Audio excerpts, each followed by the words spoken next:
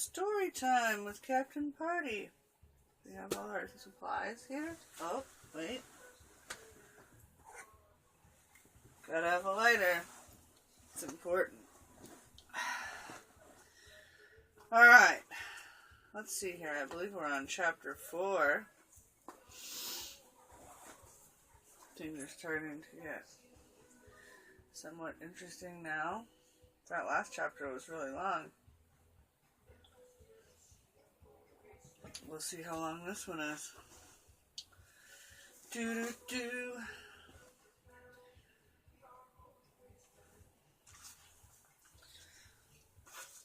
Let's see. Okay.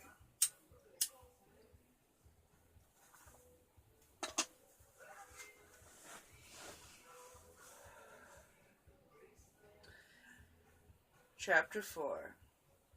Jump to the Canadian border.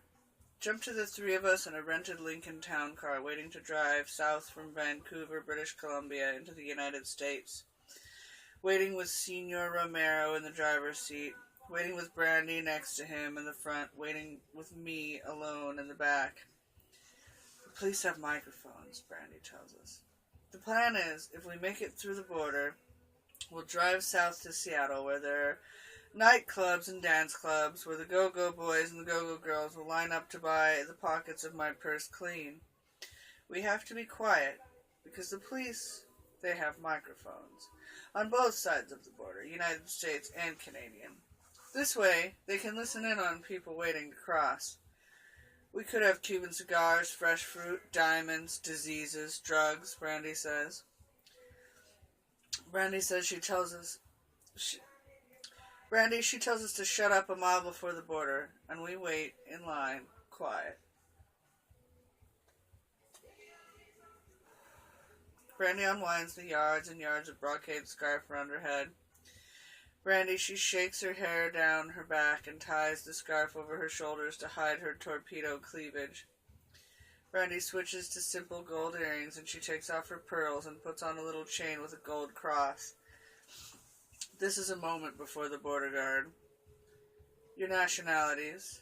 The border guard guy sitting inside the little window behind his computer terminal with his clipboard and his blue suit behind his mirrored sunglasses and behind his gold badge says, "Sir," Brandy says, and her new voice is as bland and drawled out as grits without salt or butter.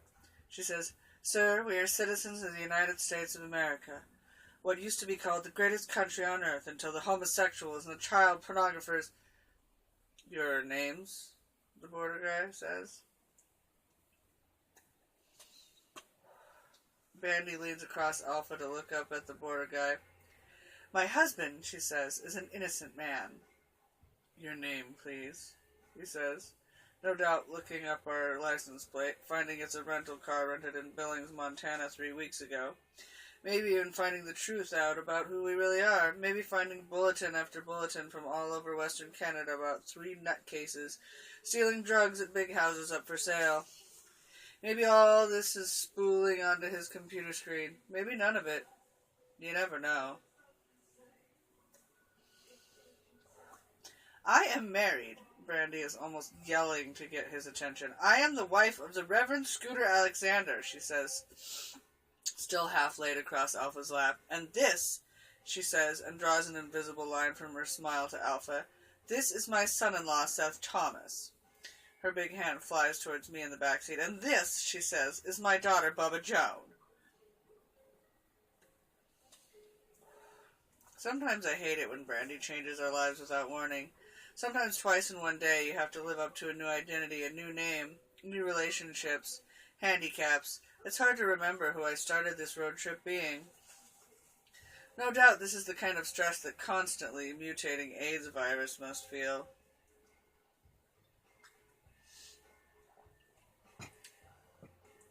"Sir?" the border guy says to Seth, formerly Alfa Romeo, formerly Chase Manhattan, formerly Nash Rambler, formerly Wells Fargo, formerly Eberhard Faber. The guard says, "Sir, are you bringing any purchases back with you into the United States?"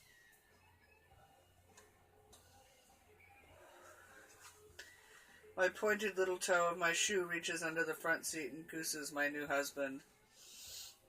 The details of everything have us surrounded. The mud flats left by low tide are just over there, the little waves arriving one after another. The flower beds on our other side are planted out to spell the words you can only read from a long way off. Up close it's just so many red and yellow wax begonias. Don't tell me you've never watched our Christian Healing Network, Brandy says, and she fiddles with the little gold cross at her throat. If you just watched one show, you'd know that God in his wisdom has made my son-in-law mute, and he cannot speak.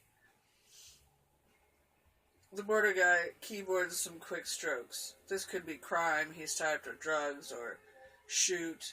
It could be smugglers, or arrest.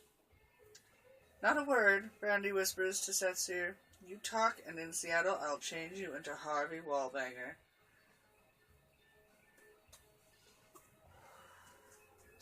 The border guy says, to admit you into the United States, I'm going to have to see your passports, please. Brandy licks her lips, wet and shining, her eyes moist and bright. Her brocade scarf slips low to reveal her cleavage as she looks up at the border guy and says, would you excuse us a moment? Brandy sits back in her own seat, and Seth's window hums all the way up. Brandy's big torpedoes inhale, big, and then exhale. Don't anybody panic, she says, and pops her lipstick open. She makes a kiss in the rearview mirror and pokes the lipstick around the edge of her big plumbago mouth, trembling so much that her one big hand has to hold her lipstick hand steady. I can get us back into the United States, she says, but I'm going to need a condom and a breath mint. Around her lipstick, she says, Bubba Joan, be a sweetheart and hand me up one of those estroderms, will you? And Seth gives her the mint and the condom. And she says, let's guess how long it takes him to find a week's supply of girl juice soaking into his ass. And she pops the lipstick shut and says, blot me, please. And I hand her up a tissue and an estrogen patch. Well, that one was as short as the last one was long. I hope you'll join us next time for another exciting chapter in our wonderful book, Invisible Monsters. Bye-bye.